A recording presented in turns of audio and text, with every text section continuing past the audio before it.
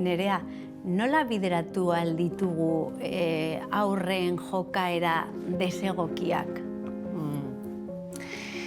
Bai, bueno, batzutan ez, goizean eskolara eraman ezinik, gauean oheratu ezinik, eta hor gabiltza, benga, moitu, ez dezu kaso ikiten, eta espasa moitzen, eta, bai?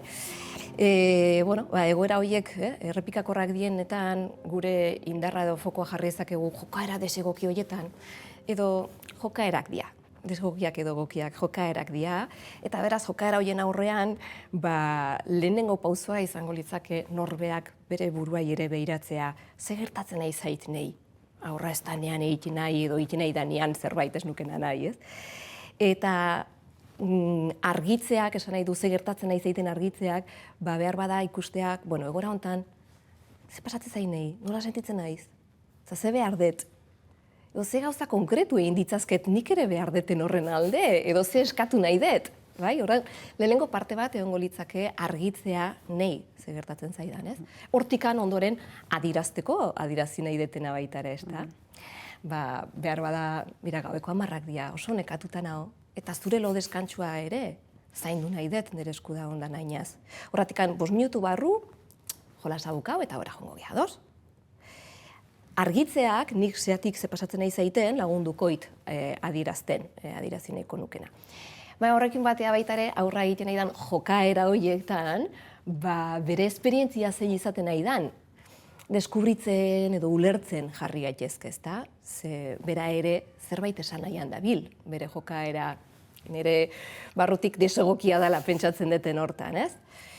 Behar bada lotara juteko esan eta oian saltoka edo telebista ikusten jarraitzen bali madu, seguraski edo jolasa edo dibertsioa bilatzeu, edo behar bada egun osoa alde batetik bestea ibili da eta momentu bat, nahi duen rato bat gurasoekin modu bizten dituan egoteko, edo janazkatuta dago, egunean zehar, hainbeste zain behar izatetik, ez da, helduak esaten dion hortatik, eta berak ere erabaki nahi du, edo simplemente ez daukala gureik, jakizu, esperientzia bakoitzan, gauza desberdinak gertatzen egon daitezkelako.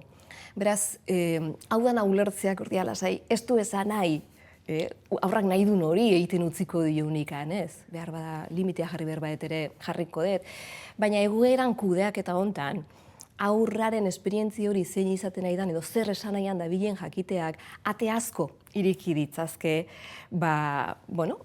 ondoren, soluzio edo estrategiak topatzeako orduan, ez da? Eta hor, oso desberdina izangoa, atentzioa behar duen edo atentzioa reklamatzen nahi dan, aur baten aurrean jarriko ditugun planteamentuak, edo beste bat, bere erabakiak hartu nahian dabilen naren egoera baten aurrean, ez da? Baina hori ezagutzeak lagunduko digu ze bidetik.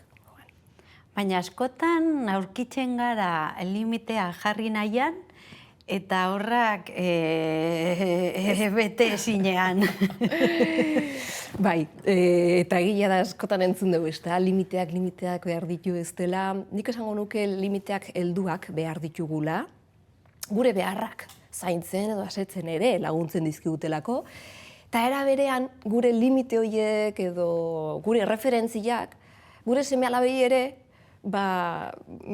kontentzio edo segurtasun edo babesa eskaintzen die, ezta? Kontua da, nik ez esan nahi detenean edo muga hori jarri nahi detenean, nire beharren bati baietz esaten nahi naizela eta horrei lotuta esan diezeukegula, ez? Adibidez, zure gorputzai eman nahi dizkioten janariak osasuntsuak izatea nahi dut, eta orain bazkaldo horretik ezin dizut eman goxokiak. Edo tratu atseginak, edo tratu onak nahi ditut, eta ezin dizut utzi, mine egiten edo jotzen. Hau da, nire limite hori, nire muga hori, nire beharri lotuta adirazi dezaket. Baina honekin batea gure seme-alabek ere ez esan dezakete, edo gure ezetzei, kasurik ez egin, edo ez bete, ezta? Eta kasu hortan ere, gure seme-alabak beraientzako importantean zerbaitein baietz esaten ari dira, ezta? Orduan, kasu hontan, bere behar horien aldarrikapen hortan, gure limiteak zentzua baldin badu ere, limite hori irmotasunakin jarriagatikan, beraientzako importante dien behar horiek ere, inkluitzea edo txertatzeak ere, lagungarri izango zaizkigu, muga horiek ere modu eraginkor batean kudeatu nahi bali maitugu. Eta orduan, mugen kontuan esango nuke bi elementu beharko genituzkela, irmotasuna eta goxotasuna. Bai?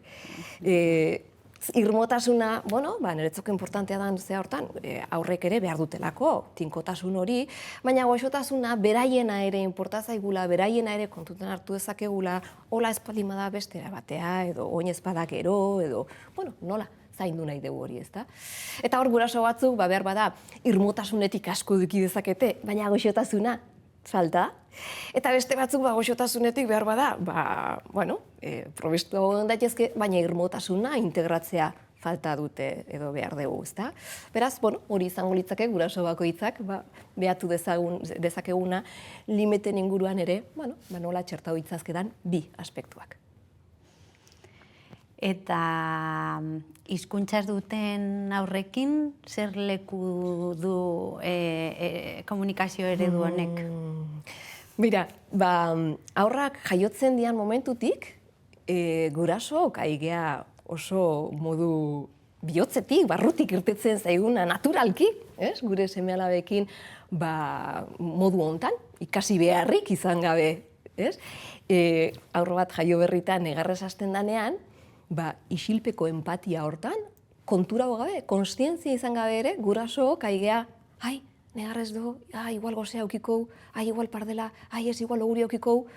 Eta horren arabera, imaginatzen duten hipotesi hori horren aurrean, soluzioak jartzen saiatzen naiz, eta batzutan asmatzen dut, bestetan ez, baina entzuten ikoa. Eta hori dana, hitz egin gabe egiten dugu. Ez geha, dialogatzen eta komunikatzen bilabeteko umea negarrez hasten danean, ezta ba?